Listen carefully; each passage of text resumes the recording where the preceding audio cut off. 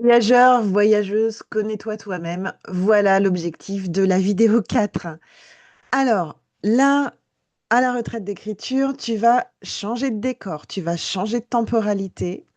Donc, c'est un moment inhabituel, hein. Tu n'auras même jamais autant eu de temps pour toi, peut-être, autant de temps pour ton projet d'écriture. Donc, qu'est-ce que tu fais quand il y a ce temps inhabituel? Donc, on va regarder ensemble ce que tu vas pouvoir garder et puis ce que tu vas pouvoir imaginer, créer lors de ce temps inhabituel. Donc là, tu peux prendre sur le PDF, je t'ai préparé un tableau et tu peux l'utiliser. Donc, on va regarder ce que tu fais d'habitude et ce qui va être possible de garder durant la retraite ou d'optimiser ou de faire autrement durant la retraite. Donc, dans un premier temps, je vais te proposer d'observer d'habitude dans quelles conditions est-ce que tu écris le mieux, c'est-à-dire dans ton quotidien, quelles sont les conditions qui font que tu écris le mieux. Dans quel lieu ou dans quel type de lieu tu te sens bien pour écrire? Est-ce que tu écris plutôt à la main, sur l'ordinateur? Quelle est la durée dont tu as besoin? Quelle est l'énergie nécessaire pour écrire? Est-ce que tu écris mieux le matin, l'après-midi, à quel moment de la journée? Et en face, tu vas observer dans la colonne de droite, pendant la retraite, qu'est-ce qui va être pareil et qu'est-ce qui va être différent.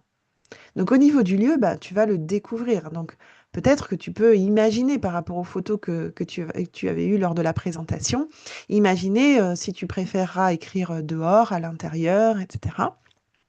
Et puis voilà, tu reprends en fait les différents points que je t'ai donnés et tu observes.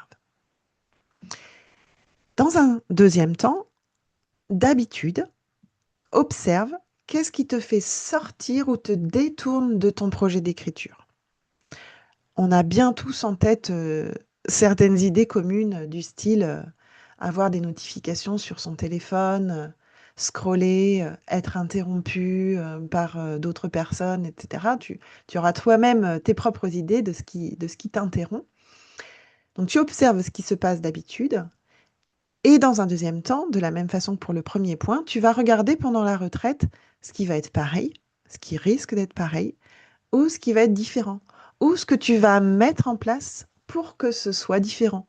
Si je pense aux notifications, par exemple, sur le téléphone, si c'est quelque chose qui t'arrive de manière habituelle, peut-être que lors de la retraite, tu vas décider que tu enlèves les notifications de ton téléphone. Ou si tu es fréquemment interrompu, eh bien, ça va faire partie des impératifs, des règles, des demandes que tu vas faire au groupe de ne pas t'interrompre de telle heure à telle heure, par exemple. Voilà, donc je te laisse faire cette liste hein, et ça rejoint un peu la vidéo 1. Qu'est-ce que tu aimerais en fait vivre durant la retraite d'écriture? Et puis, peut-être que tu peux finir là-dessus en fait. Qu'est-ce que tu t'engages à respecter durant la retraite pour te respecter et respecter ton projet? Et n'hésite pas à partager sur le groupe WhatsApp. À bientôt.